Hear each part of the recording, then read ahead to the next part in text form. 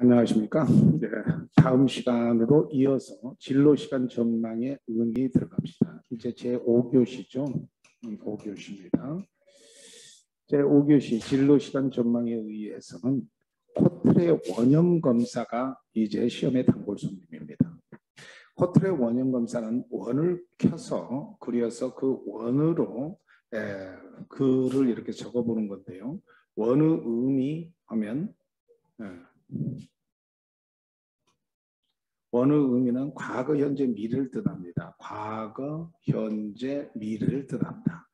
그 다음에 원의 크기는 시간 차원에서 상대적 친밀감을 뜻하는데 이렇게 원의 의미, 원의 크기, 원의 배치 이것을 설명하는 게 시험에 나와요. 그래서 시간 차원에서 상대적 친밀감을 뜻하는 건데 예컨대 이게 과거고 이게 현재고 여기가 미래라면 저처럼 나이가 좀 든 사람은 진로 결정에 뜻이 많이 써지겠죠. 근데 발전도상에 있는 청소년들은 과거나 현재보다는 미래의 원에 쓸 것이 많은 원이 커지죠. 그래서 상대적 친밀감이 미래 쪽에 있는 거죠. 진로 문제에서요. 그 다음에 이제 원의 배치는 시간 차원에서 각각 어떻게 연관되어 있는 것을 나타내는 것이 원의 배치인데 이건 이제 시험에 그대로 나옵니다. 어떤 것에도 접해 있지 않은 이 원을 고립이라고 합니다. 그러니까 과거에는 있었고 현재는 그것과 관련이 없고 그러면 고립이겠죠. 근데 과거에도 있었고 현재에서도 연결이 돼 있다면 경계선에 접해 있는 것을 연결이라고 합니다.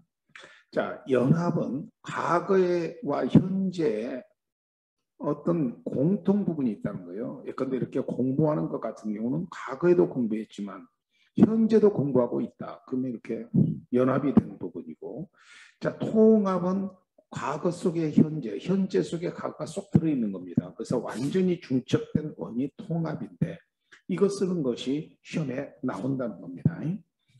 자, 그 다음에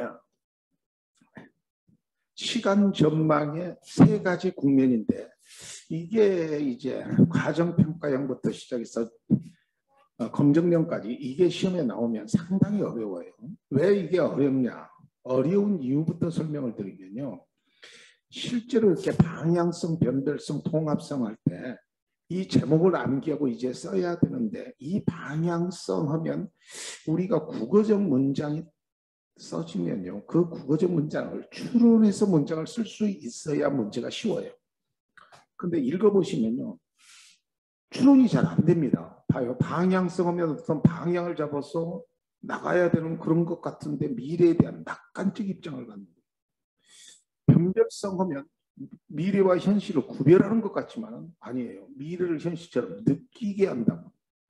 그래서 목표 설정을 신속하게 가져가게 하는 거예요. 변별성입니다. 어려워요. 이런 게.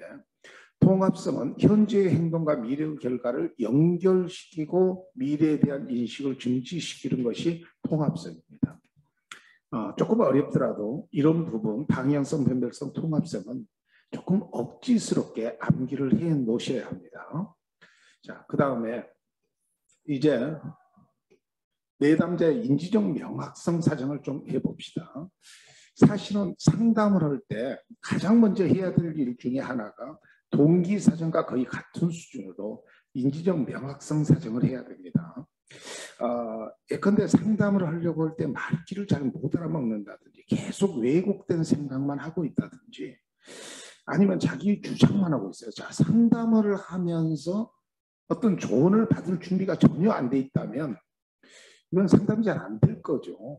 자, 그러니까 이 내담자의 인지적 명확성 이런 게 전부 다 인지적 명확성 문제거든요. 인지적 명확성을 어떻게 판단할 것인가에 대한 사정이 인지적 명확성인데 자, 인지적 명확성이 부족한 내담자의 여러 유형 중에 가장 대표적인 유형 6개만 여기다 적었습니다. 이쪽은 주관식으로도 인지적 명확성 명확성이 부족한 유형 한 3개 정도 적어보세요. 이런 식으로도 낼 수 있는데 보통은 객관식으로 많이 냅니다. 자, 오정보. 내담자가 이렇게 말합니다. 그 대학은 부자들만 갈 수 있어요. 자, 부자들만 갈 수 있는 대학이 아닌데도 그 대학은 부자들만 갈 수 있어요. 이렇게 오정보를 갖고 있다는 겁니다. 물론 이제 상담자가 개입할 때는 어떻게 하죠? 그렇지 않다는 객관적 사실을 제시해야 되겠죠. 구체성 결여. 사람들이 그러는데 요즘 좋은 교사직을 얻기 힘들다고를 하네요. 자, 사람들을 때 어떤 사람들 구체성이 결여돼 있죠. 그리고 좋은 교사직이라는 개념 자체가 분명할게요. 자, 우리는 마치 좋은 직업 얻기가 힘들다고들 하네요. 맞을 수도 있고 틀릴 수도 있는데 좋은 직업의 기준이 명확하지 않죠. 이런 걸 구체성 결여라고 합니다. 그럴 때 물어보셔야 돼요. 좋은 직업 또는 좋은 교사의 그 수준이 어떻냐? 어느 정도 돼야 좋은 교사인가? 이런 것에 대해서 자, 구체적으로 논의해야 됩니다. 가정된 불가능 내지 불가피인데 여러분이 많이 하시는 일 중에 하나요. 나는 자격시험에 합격할 수 없을 것 같아요. 이번에 직업상담사 시험에 나는 합격할 수 없을 것 같아요. 이렇게 가정된 불가능 내지 불가피로 표현을 하면 인지적 명확성이 부족하기 때문에 직업상담사 시험 준비를 위한 상담이 잘 안 돼요. 그리고 원인과 결과의 차이. 자, 나는 사업을 할까 생각 중이에요. 그런데 그 분야에 종사한 사람들이 이혼한다고 있어요. 자, 여러분, 이혼은 사업 때문에 이혼된 겁니까? 아니면 성격이라든지 어떤 서로 갈등 때문에 이혼한 거죠. 그런데 서로 관련 없는 것을 관련 지어서 생각하는 것이 원인과 결과의 착오예요. 주변에 참 많습니다. 저 사람은 너무 예쁘죠. 그래서 이번에 시험에 합격 못 할 거예요. 저 사람은 너무 예쁘니까 공부 못 할 거예요. 이런 것 전부 다 원인과 결과의 착오입니다. 그 다음에 강박적 사고. 강박이 협박 아닙니까? 그래서 아버지도 할아버지도 형제들도 다 변호사여서 나도 변호사 될 거예요. 자, 물어봅시다. 내가 변호사 되는 것이 나의 자유의지면 아무 상관없습니다. 근데 아버지도 변호사, 할아버지도 변호사, 형제들도 변호사이기 때문에 내가 변호사 되어야 된다 하면 강박적 사고예요. 또 양면적 사고는 자, 양면적 사고는 흑백 논리를 말하는 겁니다. 나는 기계공학 전공 외에는 다른 직업은 생각할 수 없어요. 근데 이 친구가 기계공학을 전공할 적성이나 또는 지적 수준이 안 된다고 한번 생각해봐요. 그러면 이거 답답하죠. 그래서 기계공학 말고는 직업이 없는 겁니다. 그럴 때는 상담을 어떻게 나가야 될까요? 직업을 갖는 가장 결정적인 이유가 기계공학 그 자체가 목적이 아니라 행복한 삶을 위한 것이 목적이고 직업을 갖는 것은 그 수단일 수밖에 없다는 것에 대한 구체적인 인지 논리를 바꿔줘야 되겠죠. 어찌됐건 이쪽에 오정보의 여러 그 인지적 명확성이 부족한 여러 형태 중 굉장히 많아요. 이쪽에 그 중에 6가지 정도를 대표적으로 적어봤습니다. 객관식을 준비하기 위해서 공부하신다고 생각하시면 틀림없습니다. 자, 그 다음에 이제 제6절 내담자의 정보 및 행동에 대한 이해라고 써져 있죠. 자, 이게 뭔 뜻이냐면요. 지금 상담자가 있고 내담자가 있을 때 이 두 관계가 아주 잘 돌아가는 관계가 아니에요. 즉 내담자의 정보 및 행동에 대한 이해 기법이라고 했는데 지금 상담자가 내담자를 이해하려니까 이해가 잘 안 돼요. 다시 말하면 상담자와 내담자가 그렇게 좋은 관계로 상담이 잘 안 이루어지고 있는 겁니다. 그럴 때 이 내담자의 정보 및 행동에 대해서 상담자가 이해하고 해석하는 기법을 말하는 겁니다.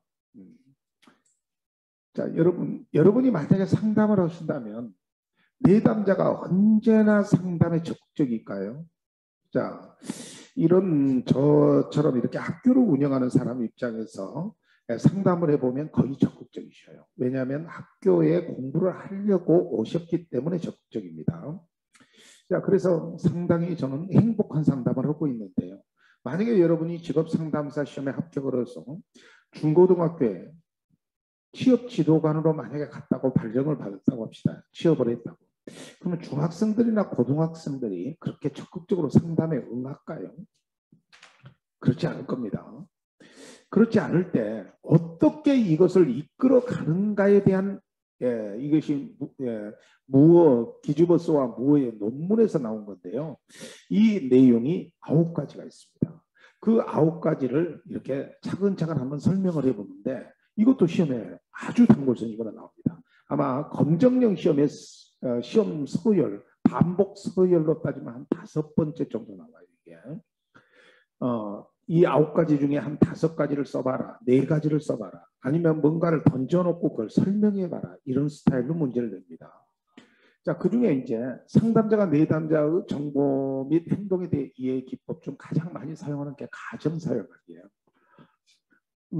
가정사용학은 우리가 일상생활에도 많이 사용하는 겁니다. 예를 들어 여러분이 백화점에서 물건을 사러 갈 때 그 백화점에 자, 판매를 이렇게 보조하시는 그 서비스 요원이 원칙적 질문은 이게 맞죠.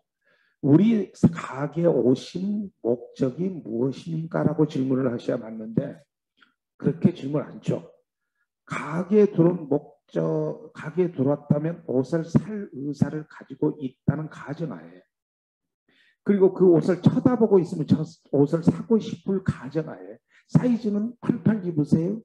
66 사이즈는 좀 그렇게 말하잖아. 그러니까 쳐다보는 그 자체만 가지고도 살 의사가 있다는 가정하에 사이즈부터 물는 거죠. 그래야 빨리 계약이 성립되겠죠. 상담도 마찬가지라는 거예요. 상담도 지금 현재 하시는 직업이 마음에 드십니까? 이런 질문보다는 직업에 마음에 드는 행동이나 의사를 보였을 때는 현재 직업에서 가장 마음에 드는 부분이 어느 부분입니까? 이렇게 질문을 하죠. 그러면 마음에 든다는 가정하에 그 이상을 지금 질문하고 있음으로써 상담 관계가 빨리 진행됩니다. 또 남녀 간에 또 작업 걸 때도 어떻게 하는 거죠? 나 마음에 들어요? 이렇게 말하는 게 아니라 행동을 보면 내가 마음에 든다는 것이 보였을 때는 가정을 해서 마음에 든다는 가정하에 제가 특히 마음에 드는 부분이 어느 부분입니까? 라고 한다면 더 빨리 진행되겠죠. 조금 이상한 말씀이 되어버렸습니다만 이런 게 가정 사용학입니다. 또 의미 있는 질문 또는 지시 사용하기는 지금 제가 강의할 때도 많이 쓰는 기법 중에 하나죠. 끊임없는 질문을 하는 겁니다. 그리고 그 질문에 정확히 답을 하지 않더라도 집중이 되는 거죠. 자, 집중이 되는 거죠. 질문을 하는 겁니다. 이런 것도 제가 지금 어느 정도 질문의 형태를 취하고 또 공손한 명령 같은 것도 할 수 있습니다. 저는 강의 중에 고개 좀 들어주시죠. 이런 것 자주 합니다. 거기 3번째 줄에 줄을 쳐주시고 거기에 별표 하나를 해주십시오. 이런 식으로도 합니다. 그것은 공손한 명령인데 그건 공부에 집중하기 위해서죠. 상담에 집중하기 위해서도 의미 있는 질문이나 공손한 명령 같은 지시를 사용해서 상담을 이끌어갈 수 있습니다. 또 전이된 오류 정정안인데 상담에서 어떤 오류가 발생할 수 있어요. 근데 그 오류는 한 군데서 발생하잖아요. 그러면 그 상담 관계에서 그 오류로 끝나는 것이 아니라 그게 전이 돼서 자, 다른 데도 영향을 준다는 겁니다. 암이 무서운 이유는 전이 때문에 무섭잖아요. 자, 우리의 인지 문제에서도 전이가 일어난다는 거예요. 오류가 전이 돼요. 그럴 때는 그것을 자, 고치세요 하고 고치는 게 아니라 그걸 확인하는 형태로 정정을 하는 겁니다. 그러면 그 전이된 오류의 대표적인 3가지의 오류가 나와 있는데 그 중에 정보의 오류입니다. 정보의 오류는요. 내담자가 뭔가 상담자한테 말을 할 때, 진술을 할 때 대강대강하는 그런 습관이 있는 사람들이 정보의 오류를 합니다. 어떻게 한다는 게 대강대강 말을 해요. 그럴 때 이제 정정하는 방법은 그 대강대강하는 말을 다시 집어서 구체화시켜야 되겠죠. 그러니까 어떤 말을 대강대강 한다는 말은 뭐예요? 삭제를 해본다는 거예요. 중요한 내용을. 그리고 어떤 사람인지 사장님인지 학교 선생인지 이렇게 표현을 해줘야 되는데 그냥 어떤 사람 있어요. 이런 식으로 표현을 한다는 거예요. 그럴 때 이걸 정보의 오류라고 합니다. 이것도 정정을 해줘야죠. 그래서 그걸 확실하게 표현을 해서 상담 관계를 이끌어야 될 겁니다. 한계의 오류는요. 내담자가 끊임없이 오로지 항상 언제나 만 이런 단어를 쓰고 그것에 확신을 갖고 있는 거예요. 예를 들어 내가 회사에 가면 사장은 언제나 나만 미워해. 또 사장은 언제나 어려운 일만 나한테 주려고 해요. 언제나 오로지 항상만 이렇게 예외를 인정하지 않는다는 겁니다. 이렇게 불가능을 가정 내가 꼭 이제 뭐다 이룰 수 없는 일들만 줘 우리 사장님. 그래서 맨날 실패하게 만들어. 근데 여러분 그걸 정정해 줘야죠. 사장이 그럴 것 같으면 그 친구를 직원으로 쓸 이유가 없죠. 그죠? 본인이 그렇게 느끼는 것이 오류임을 정정해 줘야 돼요. 그 다음에 논리적 오류입니다. 잘못된 인간관계 오류나 마음의 해석. 자, 잘못된 인간관계, 사장이 명령을 내리며 나는 불법이라도 행할 수밖에 없고 그럴 때 내 책임은 하나도 없다라고 생각하는 것 같은 것이 대표적인 잘못된 인간관계 오류예요. 그리고 타인의 마음을 내가 다 읽을 수 있다는 식으로 표현을 하는 것도 마음의 해석인데 이것도 잘못된 오류입니다. 이런 것들을 그런 거 하지 마세요 하고 정정하는 게 아니라 그냥 확인하고 부드럽게 대화를 이끌어가면서 거기에 초점을 맞춰 상담을 하시면 됩니다. 그 다음에 이제 분류 및 재구성 같은 것도 있습니다. 지금까지 상담이 이끌어왔던 어떤 분량이 있다면 이걸 다시 분류해보고 다시 구성을 달리하는 겁니다.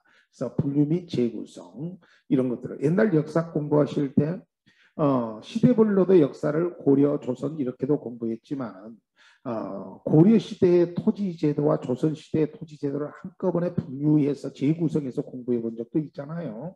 그렇게 생각하시면 됩니다. 상당 관계에도 자 중구난방식으로 쭉 이루어졌던 것들을 다시 묶어서 정리를 해보는 것이 분류 및 재구성입니다. 자 여기서 이제 문제가 되는 게 이제 저항감 제인심 및 다루기인데요. 상담을 하다 보면요, 내담자가 어떤 부분에 저항을 하는 경우가 있어요. 그런데 이 저항을 할 때 그걸 꼭 말해야 됩니다 라고 해서는 상담 관계가 이루어지지 않습니다. 그래서 이 사람이 어느 부분에 저항감을 갖고 있구나 라는 것을 먼저 깨달아야 되겠죠. 그리고 이것을 잘 다루어야 됩니다. 상처 없이. 저가 저항하는 모습 한번 보실래요? 저는 친구들, 내일도 이제 친구들과 저녁에 만나서 홍어에 소주를 한 잔 하기로 했는데 그 친구들 만나잖아요. 그러면 그 친구 중에 우리 아들이 이번에 하버드 대학 교환교수로 갔다. 막 그런 얘기를 계속해요.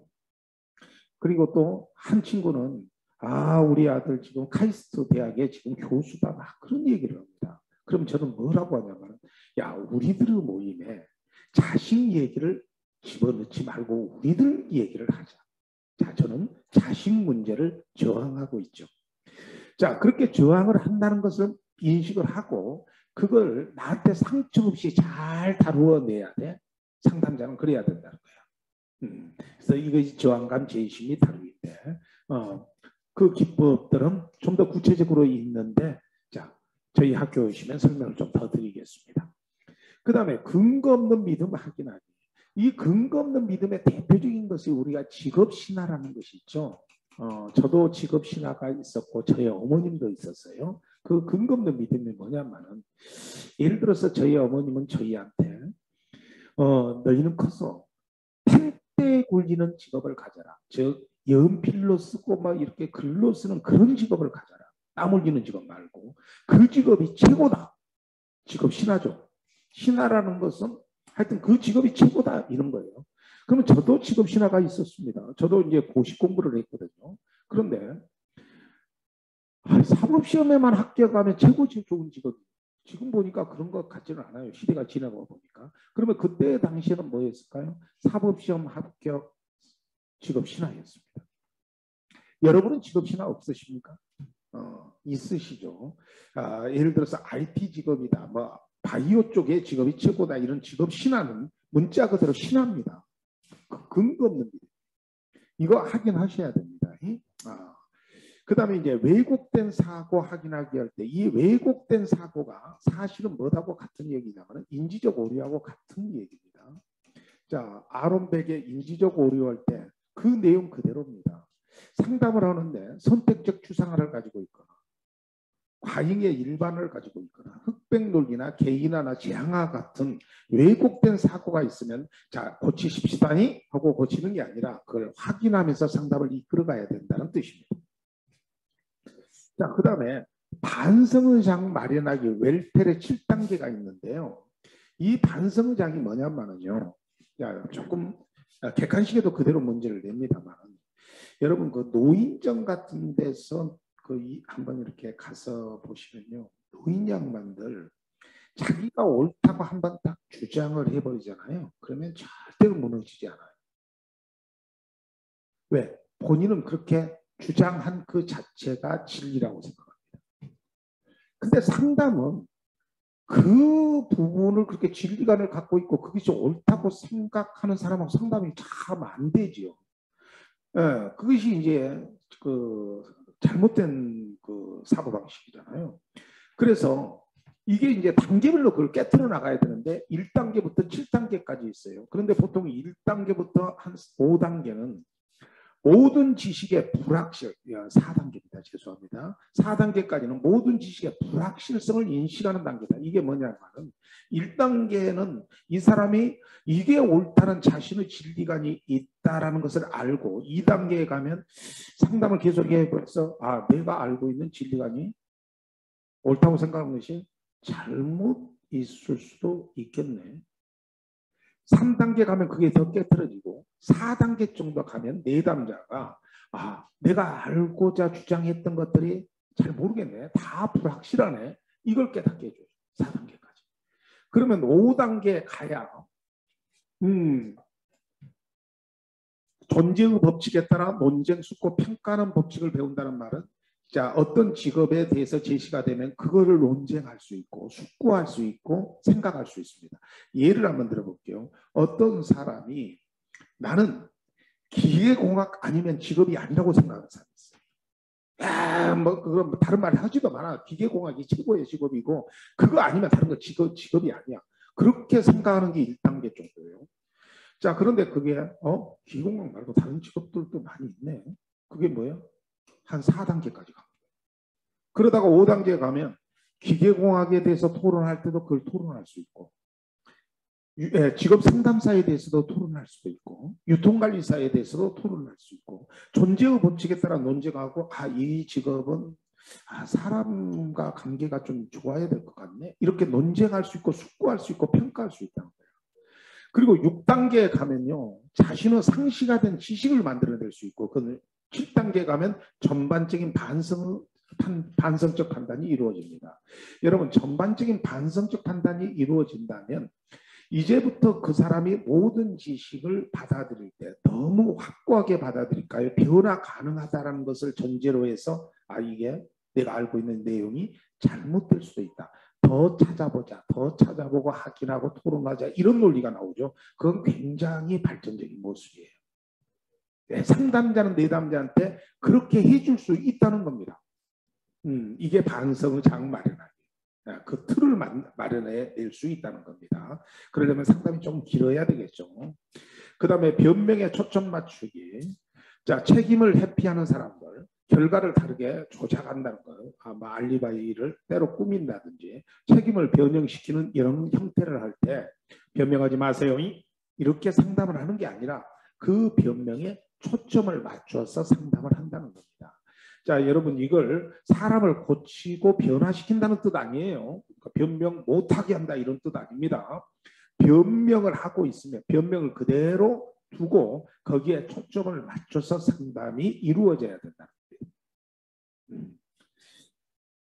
자, 이렇게 해서 내담자 정보 및 행동에 대한 이해 해석 기법은 이 9가지의 제목 중 5가지의 제목만 쓰기도 문제를 내고 전이된 오류 정정하기에 대한 내용 3개를 쓰는 것도 문제를 내고 이 중에 가정 사용이라든지 이런 것들 분류 및 재구성 이런 걸 딱 찍어놓고 그걸 설명하기도 문제를 내고 특히 저항감 재인식 및 다루기 같은 경우는 내담자가 동기가 약하거나 저항을 하고 있을 때 상담자가 이를 구체적으로 다루는 기법 같은 것도 문제를 냅니다.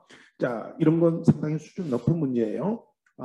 그렇게 참고적으로 슬쩍 얘기하면 그렇게 내담자가 상담할 의사가 별로 없고 저항을 하고 있을 때, 상담자를 안 받으려고 할 때 어떻게 할까요? 친해져야죠. 그래서 라포를 충분히 형성해서 친숙해져야 될 것이고, 두 번째, 이 친구가 그렇게 저항하는 이유는 대부분 오해가 있기 때문입니다. 그래서 그 오해를 불식시켜줘야 됩니다. 근데 이래도 저래도 안 되면요, 네가 만약에 진로를 결정하지 않으면 너는 대학 못 간다. 어떤 대결이라도 해야 됩니다. 또 은근하게 은유를 사용해서 그 저항감이나 동기를 좀 저항하고 있는 모습을 좀 낮춰줘야 돼요. 자, 이런 모습을 통해서 잘 다루셔야 되겠습니다. 자, 그 다음에 이제 상담 면접의 주요 방법이라고 써져 있죠.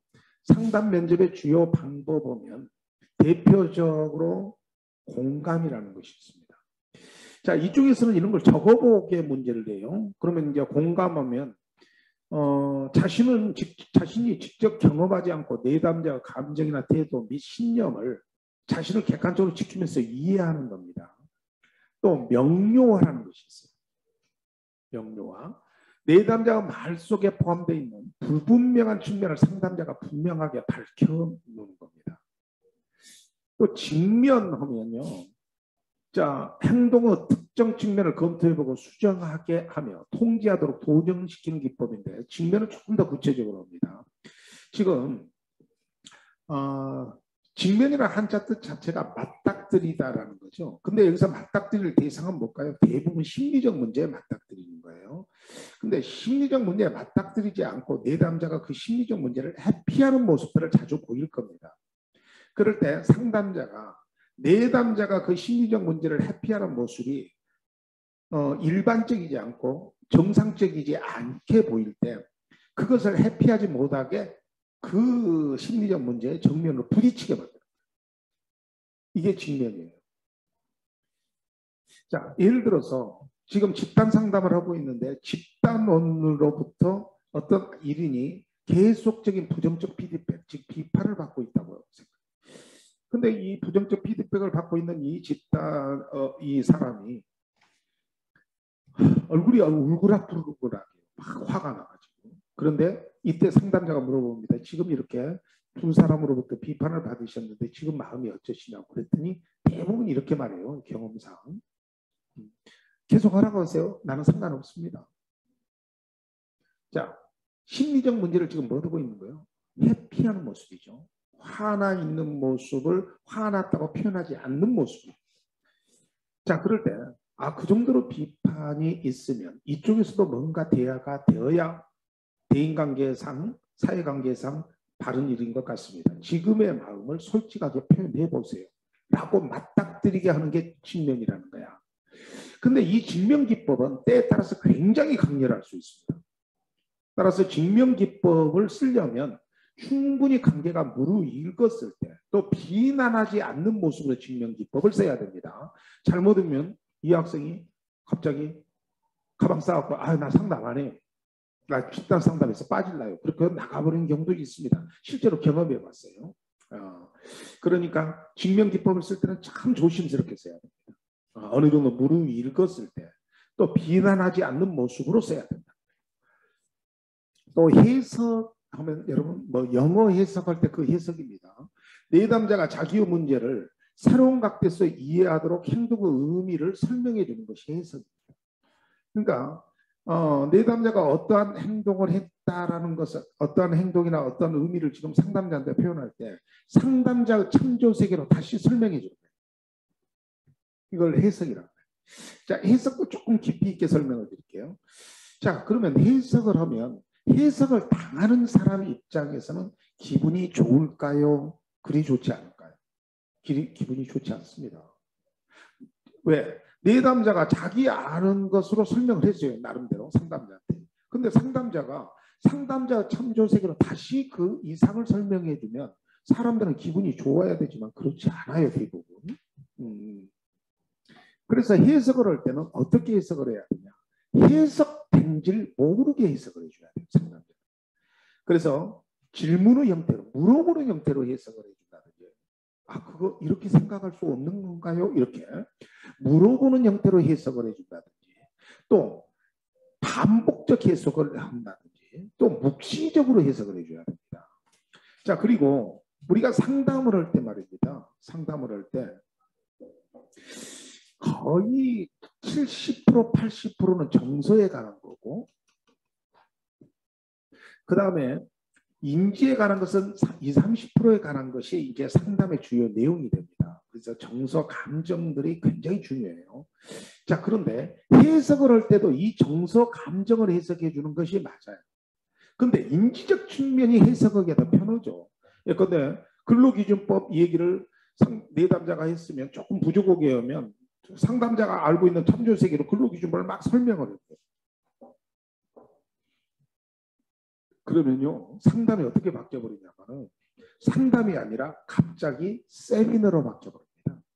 학술 대회로 바뀌어버려요. 그러면 이게 효과적인 상담이 안 되죠. 이런 형태가 실제로 상담하다 보면 자주 일어납니다. 이런 형태를 주지화 현상, 주로 지적으로 바뀌는 현상으로 가버리거든요. 그러니까 해석을 할 때는 지나치게 인지적 측면만 해석해서는 안 됩니다. 상담 관계에서는. 그러면 주지화 현상이 일어나요. 그리고 해석을 너무 빨리 해줘도 안 됩니다. 그러면 저항할 수도 있어요. 여기 침묵이라고 해서 저항이라고 써져 있죠. 그 저항의 대표적인 모습이 침묵입니다. 그래서 상담 관계에서 내담자가 침묵하는 대표적인 이유가 뭐냐? 그러면 저항이에요. 또 상담자의 해석을 기다리면서 침묵할 수도 있고 감정 상태에서 생긴 피로 회복을 위해서도 침묵할 수도 있겠습니다만은, 자, 저항의 모습이 보통 그렇다라는 겁니다. 그 다음에 이제 의사결정. 자, 지금까지 상담 이론을 다 공부하셨다면 그 상담 이론은 궁극적으로 의사결정입니다. 다시 말하면 직업적 의사를 선택하고 결정하는 겁니다. 그럴 때 대안 개발을 위한 직업정보 수집 과정에 이 4개가 과정평가형 시험부터 검정형 시험에 순서를 쓰는 것이 시험의 단골 손님으로 나옵니다. 직업분류 제시하기, 대안 만들기. 대안을 만들면 목록을 줄여야 되고 그에 따라서 직업정보 수집하기인데 여기에 함정이 있어요. 직업정보 수집하기가 가장 앞쪽에 있을 것 같아요. 그런데 가장 뒤에 있습니다. 직업 분류 제시하기, 대안 만들기, 목록 줄이기, 직업정보 수집하기인데 이게 잘 암기가 안 되시면요. 무조건 암기하는 것보다 이렇게 생각하세요. 이제 코로나가 풀리고 여러분이 해외여행이 자유롭게 됐다고 금방 되겠죠. 그러면 자유롭게 되면 나는 어디 여행을 갈까? 유럽 갈까? 미국 갈까? 일본 갈까? 동남아 갈까? 자, 동남아 갈까가 직업분류 제시합니다. 그런데 동남아에도 여러 나라가 있죠. 여러 나라를 갈 수 있는 이런 것들을 대안을 만들고 그 여러 나라 중에 필리핀으로 정했다 그러면 목록줄이 있는 거예요. 근데 필리핀 안에도 또 세이부도 있고 보라카이도 있고 마닐라도 있고 그러잖아요. 그러면 마닐라로 정하는 것까지도 목록줄이입니다. 그리고 거기에 마닐라로 정해지면 저절로 가는 게 아니잖아요. 차비는 얼마고 시간은 어떻게 배정하고 이것이 직업정보 수집학이라고 생각하시면 됩니다. 그래서 예컨대 나는 IT 계통의 직업을 가야지 직업 분류 제시하기고 거기에 하기 위해서 대안을 만들고 목록을 줄여 갑니다. 그리고 자, 나는 그중에 어느 직업 그럴 때 거기에 따른 회사가 어느 회사가 있고 모집은 언제가 있고 이런 걸 구체적으로 따지는 것이 직업정보 수집학이다라고 생각하시면 됩니다. 자, 그리고 이제 대표적인 직업적인 의사결정 모형이 나오는데요. 기술적 직업결정 모형이 있고 자, 처방적 직업결정 모형이 있습니다.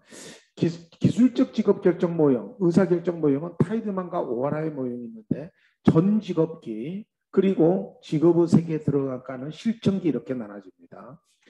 자, 그래서 직업 선택을 결정하기 위한 이전의 단계인데 이 예상기, 전 직업기가 의사결정 모형이요. 자, 직업적 여러 모형을 탐색을 이렇게 넣게 합니다. 그 중에 좀 더 줄입니다. 부채학 그리고 직업 상담사 이렇게 선택을 합니다. 그러면 선택되면 직업 상담사가 되는 게 아니에요. 학원을 어디 가서 공부하고 자격증을 어떻게 따고 나는 검정력을 딸 것인지 가정평가임을 딸 것인지 이렇게 명료화 단계를 거쳐야 돼요. 그래서 이제 직업의 세계에 들어갑니다. 그러면 직업 선택을 결정하고 난 이후의 세계. 그러면 직업 세계에 들어가서 이제 직업 상담사가 되면 처음부터 막 개혁을 하려고 하지 않죠. 수능을 하고 그 다음에 개혁을 하고 통합을 합니다. 혼인을 할 때도 그렇죠. 혼인을 할 때도 자 예상계 혼인 전 단계에서는 탐색도 오고 구치하도 오고 저 남자가 또 저 여자가 이렇게 선택도 하고 혼인을 위한 구체적으로 집은 어디다 선택하고 혼인식은 어떻게 하고 이게 이제 명료하다. 자 혼인의 세계에 들어갔습니다. 그러면 혼인서 형태는 제일 처음에는 서로가 서로에 대해 수능을 해요. 그러다가 어느 정도 지나면 아 저것만 좀 바꿔보면 내 인생이 편할 건데 그러면 서로 바꾸려다가 막 부부싸움 하죠. 그리고 제 나이 또래 정도 되면 서로 포기하죠. 그래서 통합기, 포기기, 통합기가 된다는 겁니다. 자, 타이드만과 오하라는 이렇게 4단계, 3단계로 있지만은 때에 따라서는 이렇게 4단계, 5단계, 6단계, 7단계로 설명하기도 합니다. 자, 이것이 이제 직업적 의사결정 모형의 타이드만과 오하라 모형인데 꽤 시험에 잘 나옵니다. 자, 힐튼 모형은 복잡한 직업 정보를 접근하게 되는 구조의 근거를 둔 모형인데 객관식에 나옵니다. 복잡한 직업 정보의 접근 모형 이렇게.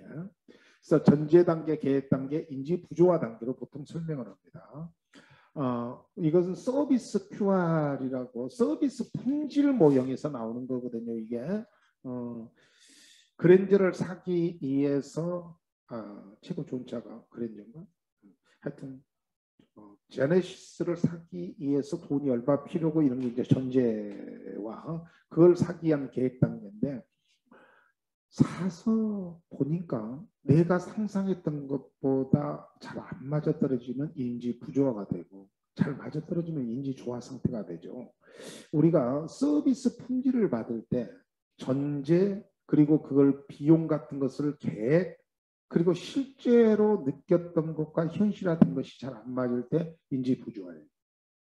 자, 그러면 직업에서 직업 상담사가 된다. 그게 이제 전제인데 그걸 달성하기 위해서 여러분은 공부도 해야 되고 에너지도 소모해야 되고 지금 직장을 포기하기도 하고 이게 이제 계획인데 가서 봤더니 월급도 생각보다 적고 일은 많고 그러면 인지 부조화인데 내가 생각했던 것보다 괜찮네. 그러면 인지 조화 상태입니다. 그래서 복잡한 직업 정보에 접근하게 된 구조를 근거로 둔 이론이 힐튼 모형이고 브룸이라는 사람은 균형 기대 힘 원리로 설명을 했습니다. 자 여기에 공부하는 방법은 기술적 직업 결정 모형의 세 사람 타이드만과 오하라, 힐튼, 브룸 모형이 있다. 객관식에만 나옵니다. 이쪽은. 그 다음에 이제 처방적 의사결정 모형으로 카츠, 겔라츠, 치도우스키가 있는데요. 카츠는 자신의 특성과 요인을 가치와 중요도에 따라 비교해서 선택을 합니다. 그러면 자신의 특성 요인은 자신의 적성, 흥미, 성격, 가치, 태도고 이것에 대해서 자신이 소중하다고 생각하는 가치와 중요도에 따라서 그걸 비교해서 진로 결정을 한다는 모형입니다. 겔라치의 모형은 결과보다 과정을 중시했다. 이게 이제 객관식에 맨날 나오는 거고 거기에 세 가지의 측면이 나와요. 애원적 체계, 가치 체계, 결정 준거가 있습니다. 칼도와 치도우스키는 직업 선택과 투입의 가치를 평가하는 직업적 유용도 함수로 설명한 사람이 누구냐? 치도우스키다. 칼도와 치도우스키. 그래서 유용도 함수를 만들어서 그걸로 설명을 했다는 것입니다. 자, 여기서 공부하는 방법은 이렇게 하시면 돼요. 자, 시험에 객관식을 낼 때 이쪽은 객관식만 나와요. 기술적 직업 결정 모형, 처방적 직업 결정 모형 이 둘 중에 처방적 직업 결정 모형을 정확히 알아두시고 왜냐하면 객관식 사지선다형 문제를 낼 때 기술적 의사결정 모형 속에 처방적 의사결정 모형을 집어넣거나 처방적 의사결정 모형 속에 기술적 의사결정 모형을 집어넣고 다음 중 성격이 다른 한 사람 우리 우스갯소리로 개밥에 도토리를 찾으시오 이렇게 문제를 내거든요. 자 그럴 때 이쪽을 암기하는 게 좋아요. 처방적 할 때 치읓하고 이게 발음을 일부러 치읓 발음으로 다 왔어요. 카츠, 겔라츠 원래 인도 유럽어는 격음과 그 경음이 잘 구별 안 되니까 우리끼리 그냥 겔라츠 그렇게 읽어요. 이쪽도 치도스키 그렇게 읽어요. 그래서 치는 처방적이다. 이렇게 암기해 놓으시면 치는 처방적이에요. 그렇게 암기해 놓으시면 나머지는 전부 다 뭐예요? 기술적. 그렇게 해서 기억을 해 주시기 바랍니다. 자, 그 다음에 이제 그 다음에 의사결정을 촉진하는 기법으로 6가지 생각하는 모자 기법이 있습니다. 에드워드 드 보노라는 원래 이 드 붙어 있으면 귀족이라는 뜻이죠. 신분이면 준남자인가 돼요. 자, 에드워드 드 보노의 의사결정을 촉진하는 기법으로 6가지의 생각하는 모자가 있는데요. 자, 그 모자를 쓸 때는 그것만 생각한다는 뜻입니다. 자, 여러분, 우리가 이 의사결정에 대한 훈련이 안 돼 있기 때문에 뭔가를 소중한 중요한 결정을 할 때 어떻게 결정하시나요? 자, 나는 일주일간 그거 고민했어. 자, 고민했을까요? 걱정만 하고 했을까요? 걱정만 하다가 그냥 결정. 걱정만 하다가. 안 그러면 정 결정할 수 없으면 혹시 잘못 결정됐을 때 비난의 대상을 하나 만들기 위해서 점쟁이 찾아가가지고 점쟁이한테 물어봐. 점쟁이가 틀리면 점쟁이 비난하면 되잖아. 내 잘못은 아니었다고. 근데 이거에 6가지의 생각하는 모자 기법이 훈련된 사람은 자, 첫날 하얀 모자를 쓰고 그것에 대한 객관적 사실, 중립적 사실만 고민하는 거예요. 생각하는 거예요. 두 번째 모자, 빨간 모자를 쓰고는 정서나 감정 이런 것, 뭐 정열, 욕구 뭐 이런 것들을 걱정하는 거예요. 그런 걸 생각합니다. 노란 모자는 언제나 긍정적인 거, 논리적 긍정적인 거. 그리고 까만 모자를 쓸 때는 이거 잘못되면 어쩔까? 이게 직업 상담사 선택해서 신세 조져버리면 어쩔까? 이거 미래 전망도 별로 없는 것 같은데 이렇게 부정적인 것만 하는 거예요. 그리고 녹색 모자는 야 이거 직업 상담사를 바탕으로 해서 이거 유료 직업 소개서라든지 알바 천국과 같은 직업 정보 사업을 한번 해볼까 뭐 이렇게 새로운 아이디어 같은 것을 내는 겁니다. 그러다가 이제 파란 모자를 쓰면 자 일주일 내내 이 모자를 썼다고 합시다. 그러면 중재자 사회자적 역할을 해서 이걸 조정을 하는 거예요. 그래서 합리적 의사결정을 한다는 겁니다. 여러분도 훈련을 한번 해보실 필요가 있지 않습니까? 있어요. 자, 그 다음에 이제 여러 가지 상담에 대한 이해로 자 사이버 직업 상담이라는 것이 있습니다. 자, 저희 학교에 민웅기 선생님, 저와 같이 수업을 담당하는 민웅기 선생님이 사이버 직업 상담을 전문적으로 하셔요. 자, 그래서 의뢰를 받아서 사이버로 물어보는 것, 사이버로 답변을 하면 일정한 수수료를 국가에서 지급을 하더라고요. 그래서 끊임없이 사이버 직업 상담을 하고 있습니다. 사이버 직업 상담은 문자 그대로 사이버상의 직업 상담을 하는 거죠. 앞으로 대세는 사이버 직업 상담이 대세입니다.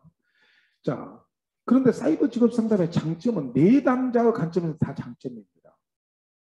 근데 상담자의 관점에서는 다 단점이에요. 왜냐하면 상담자는 가장 문제가 누구를 못 본다는 거죠.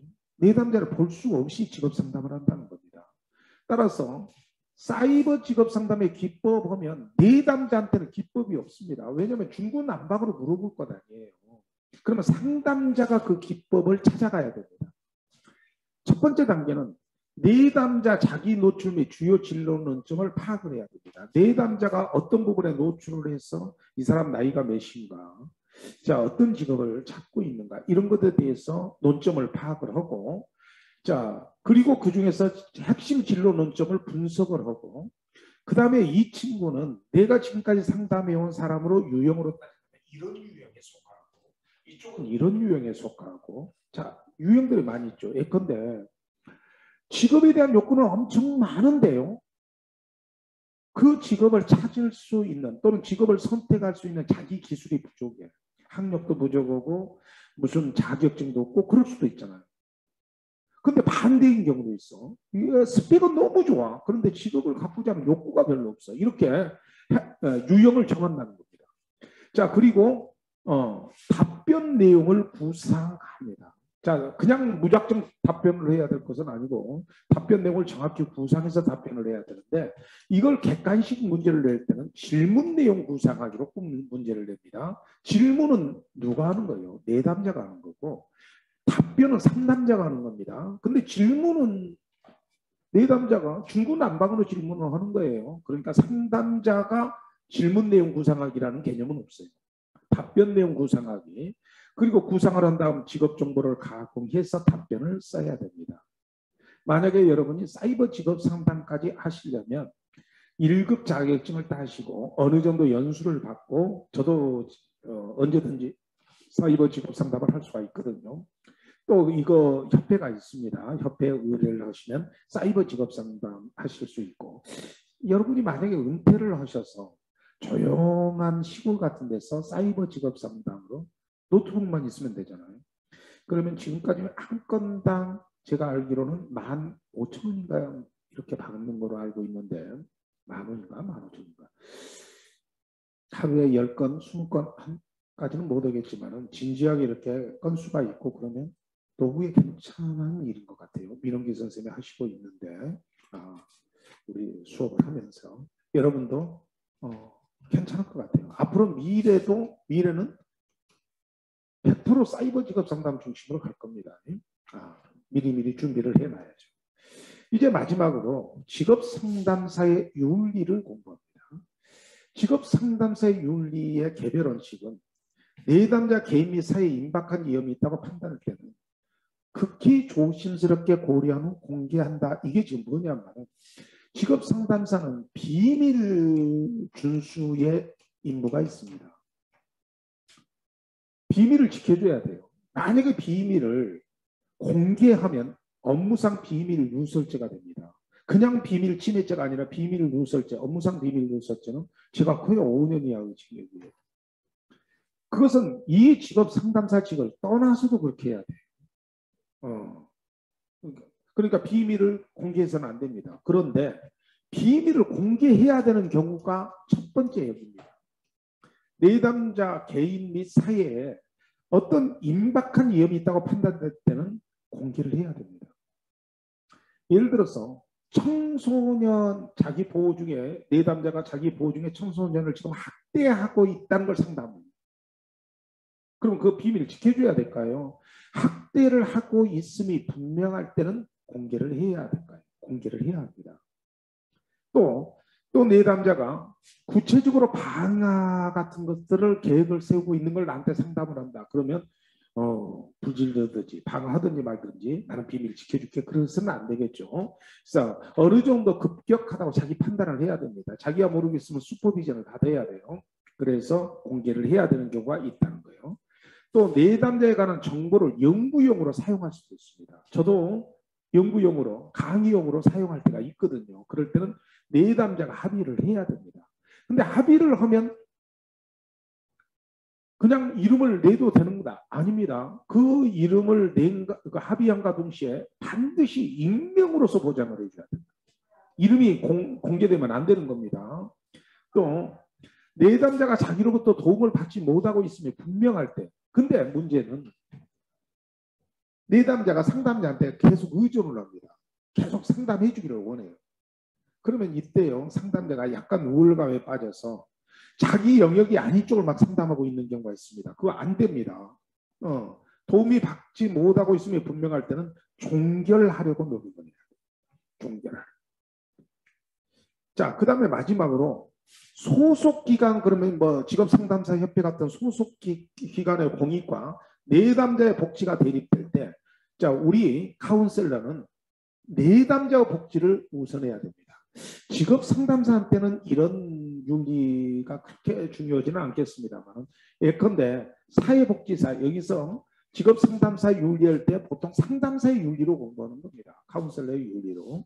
그럴 때 예를 들어서 사회복지사가 자 클라이언트한테 사회복지의 어떤 혜택을 주기 위해서 상담을 하는데 아무래도 거짓인 것 같아요. 그러니까 경계선상이 있어. 이게 사회복지의 여러 혜택을 받을 수 있는 위치인지 아닌지 경계선상이 있어. 그럴 때 말입니다.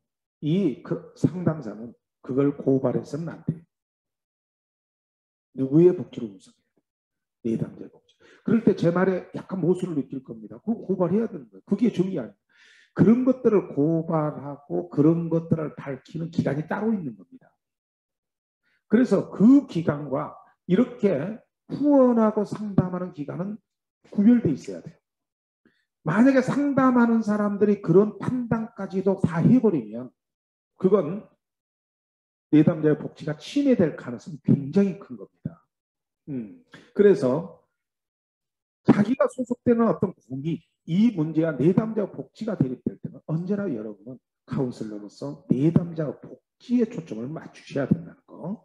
여기까지 해서 직업상담사의 윤리가 공부되고, 자, 저는 5시간에 걸쳐서 상담학에 대한 강의가 끝났습니다. 그러면 다음 시간에는 이제 심리학에 들어갑니다. 다음 시간에 뵙도록 하고 여기서 오늘은 인사를 드립니다. 감사합니다.